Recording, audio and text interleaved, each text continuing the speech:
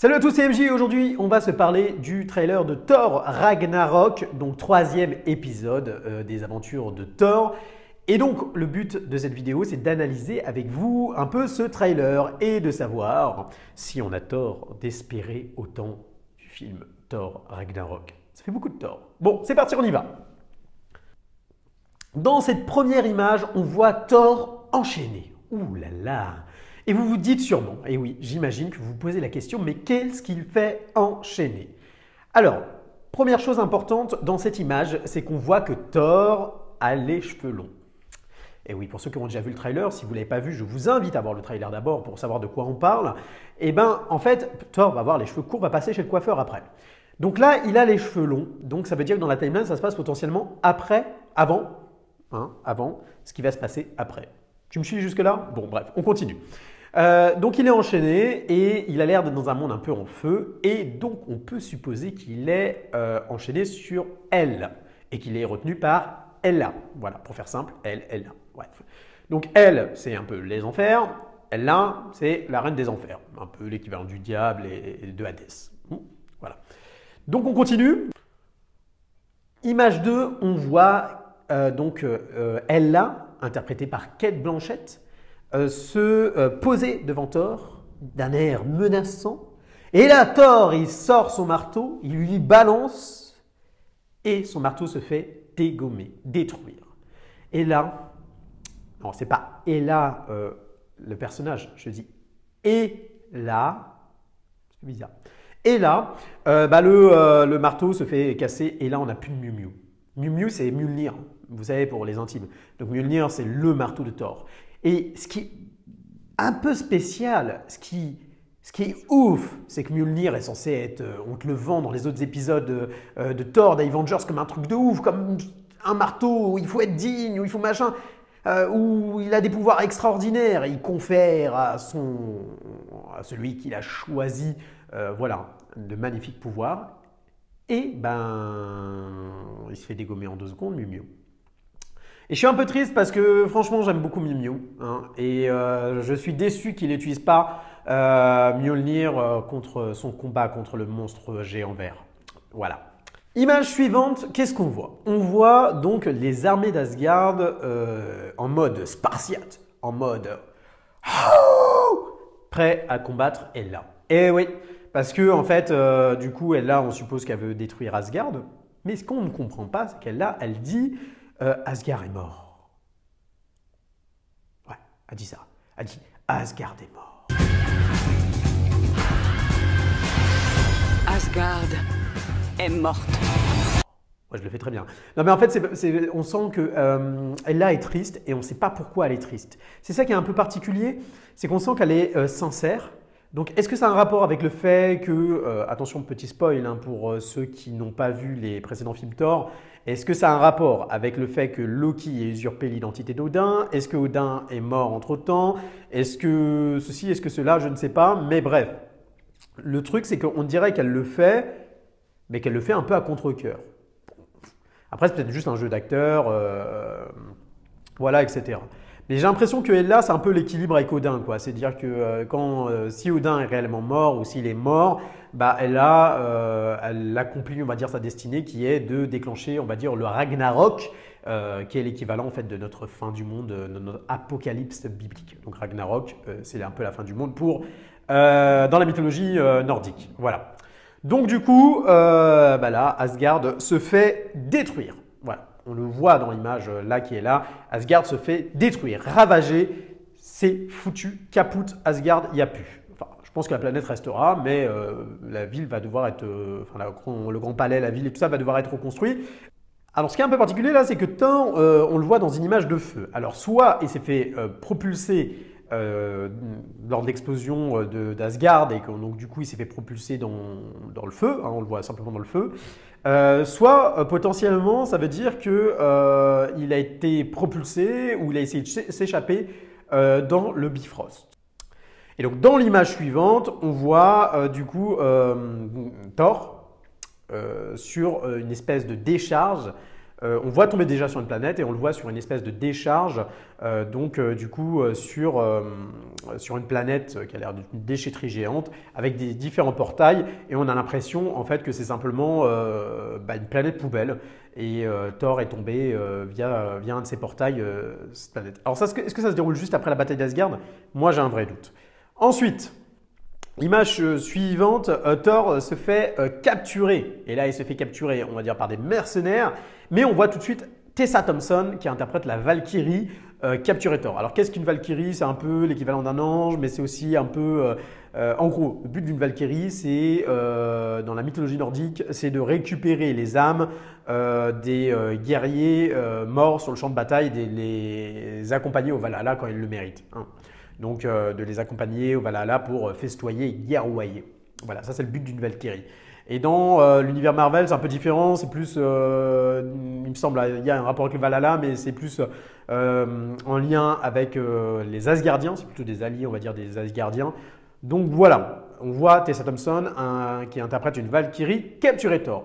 Là, j'ai une supposition à faire, c'est que potentiellement, c'est pas elle qui capture Thor au départ, mais c'est simplement les mercenaires qui capturent Thor et elle va botter les fesses aux mercenaires pour récupérer Thor et donc l'emmener. Ça, on le voit dans l'image, dans quelques images. Et donc, on va l'emmener voir le Grand Master. Et ça, c'est dans les autres images. Ce qu'on voit après, c'est un espèce de flashback, une bataille entre Hela et les Valkyries. Donc on suppose, moi je suppose que c'est un flashback. C'est pas dit que ça soit un flashback, mais je suppose que c'est un flashback et que en fait, Hela a décimé les Valkyries qui gardaient le Valhalla. Et du coup, on voit après que les Valkyries se font décimer et on a l'impression que Tessa Thompson tombe à son tour et donc qu'elle fuit. Elle va se faire passer pour morte et elle va le fuir et elle va peut-être potentiellement aller rejoindre justement le Grand Master à ce moment-là. Voilà, mais elle va se faire passer pour morte peut-être pour sauver sa peau. Ensuite, on voit Thor assis sur un siège. On se dit mais qu'est-ce qu'il fait? Eh bien, potentiellement, il est chez le coiffeur. Non, en fait, il s'est fait capturer. Est-ce que c'est là où il lui coupe les cheveux ou pas? Je ne sais pas si on verra réellement dans le film se faire couper les cheveux, mais ça me fait marrer d'imaginer qu'on va lui couper les cheveux à ce moment-là. Bon, pourquoi pas. Ensuite, on voit Tessa Thompson, Thor et Grandmaster. Donc, et là, il lui dit qu'est-ce que tu m'as ramené? Donc, c'est ça qui permet d'appuyer la thèse que la Valkyrie travaille pour le Grandmaster, elle est censée lui ramener des guerriers pour combattre dans l'arène du Grandmaster. Le Grandmaster, on va dire, c'est un parieur invétéré et du coup, il doit parier sur les combats. Donc, je pense que c'est lui qui dirige l'arène et qui parie sur des combats. Ou en tout cas, il fournit des guerriers. On a un petit côté Spartacus avec, comment on appelle ça déjà, un lotus, non pas un lotus, un ludus. Je crois que c'est un ludus. Ouais, un ludus. Peut-être que c'est juste quelqu'un qui a des guerriers qui les fait affronter, mais moi j'ai l'impression que c'est lui le big boss de l'arène et qu'il il passe son temps à parier sur les combats. Voilà. Donc Tessa Thompson qui travaillerait pour le Grand Master et c'est pour ça qu'elle lui aurait ramené Thor pour qu'il défonce peut-être Hulk l'invaincu. Voilà. Image suivante, on voit Heimdall. Alors on voit Heimdall avec ses yeux jaunes. Ça c'est intéressant pour une théorie parce qu'il y a une théorie qui traîne, et si vous ne voulez pas savoir, vous fermez vos oreilles, c'est qu'il y a une théorie qui traîne qui dit que potentiellement Heimdall, ça serait lui qui aurait une des pierres de l'infini. Ses yeux seraient une des pierres de l'infini qui serait en fait la pierre des âmes ou de l'âme. Je ne sais plus si c'est au singulier ou au pluriel. Bref, donc c'est intéressant en tout cas de voir Heimdall. Moi j'aime beaucoup ce personnage interprété par Idris Elba. Et on le voit dans une forêt. Alors, on a l'impression qu'il se cache un peu comme Robin des Bois dans la forêt, peut-être la forêt d'Asgard, et on le voit se faire attaquer. Donc est-ce qu'il est dans la forêt d'Asgard et il se fait attaquer par potentiellement les gardes de Hela, ou est-ce que, il se fait attaquer par quelqu'un qui a un rapport avec Thanos et qui souhaite récupérer l'une des pierres de l'infini? J'ai un doute, je ne sais pas, mais on verra ça dans le film, de toute façon.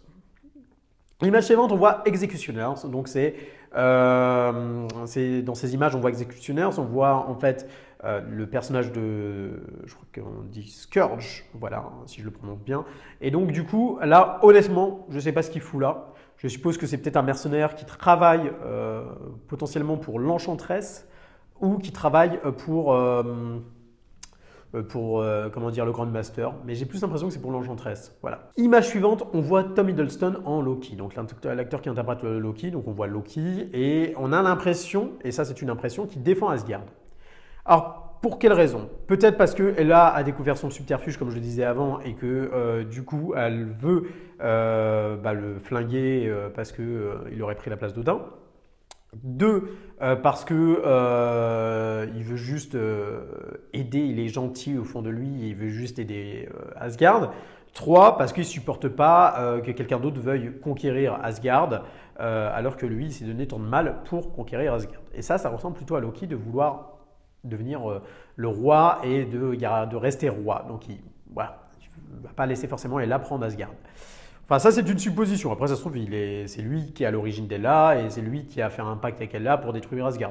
Mais ça m'étonnerait fortement. Et d'ailleurs, les autres images viennent appuyer potentiellement la théorie que je vous dis, qu'il est potentiellement sympa dans ce film et qu'il souhaite aider Asgard.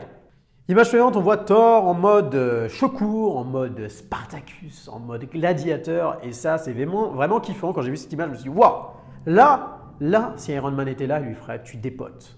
Voilà, il lui dirait ça, comme il lui a dit dans Avengers.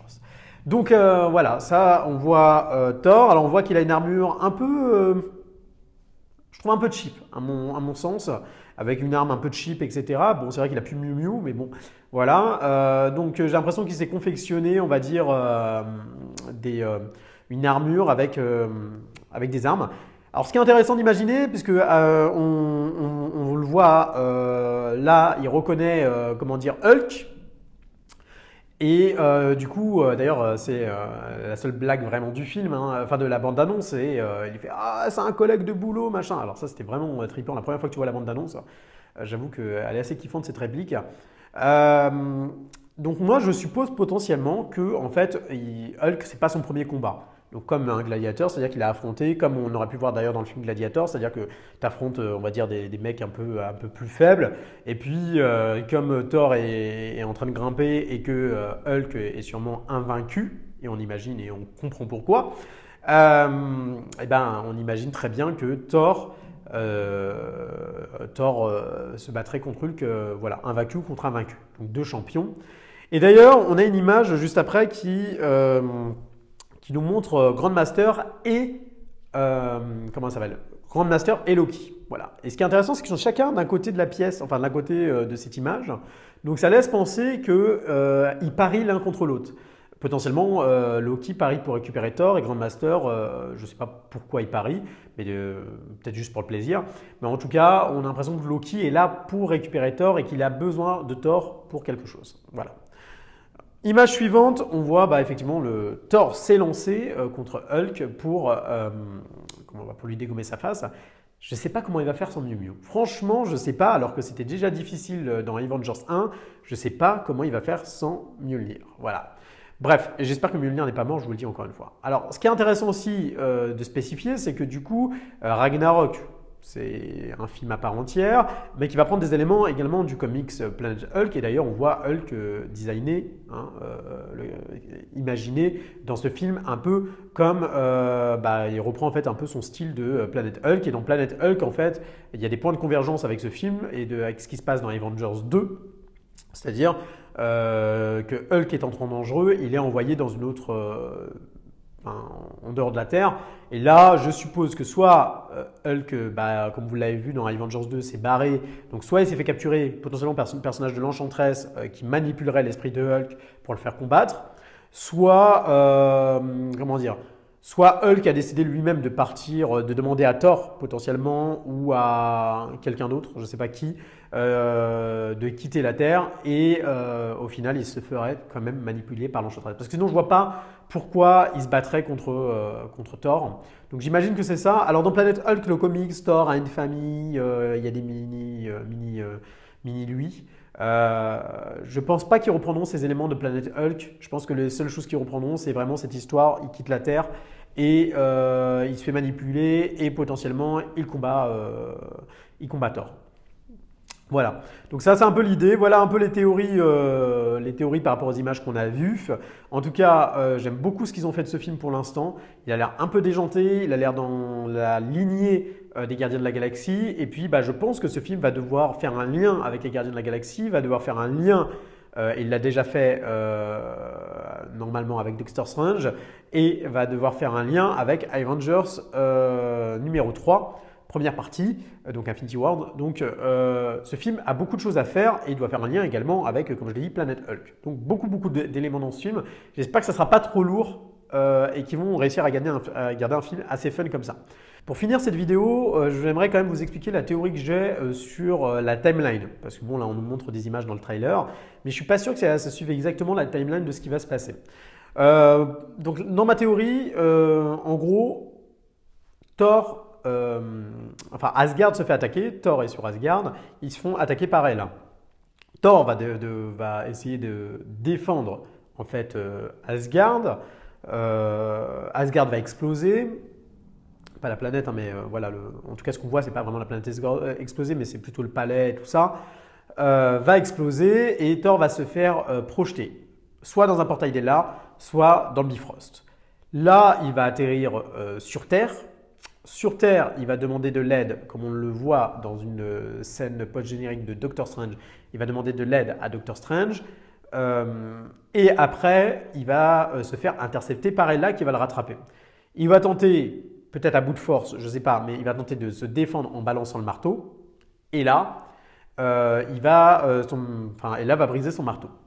Va capturer Thor, va l'emmener, donc dans l'image qu'on voit au début, c'est-à-dire va l'emmener sur elle, va l'enchaîner, et Thor, par je ne sais quel moyen, va réussir à s'échapper.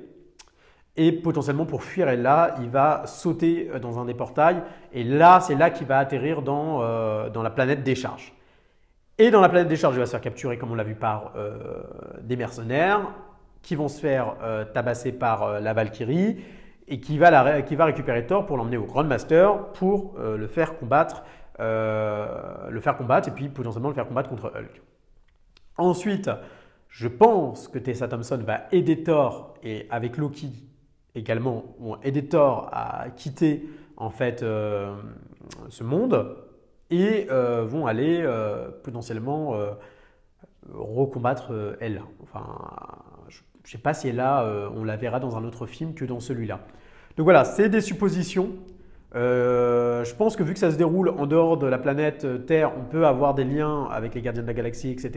Je ne pense pas que les Gardiens apparaîtront puisqu'on les verra que plus ou moins dans le 3. Mais je pense qu'il va y avoir des liens avec les Gardiens de la Galaxie, qu'il va y avoir des liens encore une fois avec Doctor Strange et tout ça. Donc en tout cas, moi c'est ma théorie. Je ne sais pas vous ce que vous en pensez. Si vous avez d'autres idées de timeline ou de ce qui va se passer, n'hésitez pas à le dire dans les commentaires. N'hésitez pas à liker, à partager cette vidéo. Et puis voilà, moi je ne suis pas le plus grand expert qu'il y ait en comics Marvel. Hein. J'ai tenté juste parce que ça me passionne un petit peu, de faire des petites recherches et puis de savoir un peu qu'est-ce qui nous attend dans cette phase 3 de Avengers, notamment dans ce film Thor. Donc du coup, voilà, moi ça me plairait beaucoup de savoir ce que vous en pensez et de vous lire. Voilà, donc n'hésitez pas à partager, liker comme je vous dis, puis on se retrouve très prochainement sur Insomniac pour une nouvelle vidéo. Allez, merci, ciao ciao.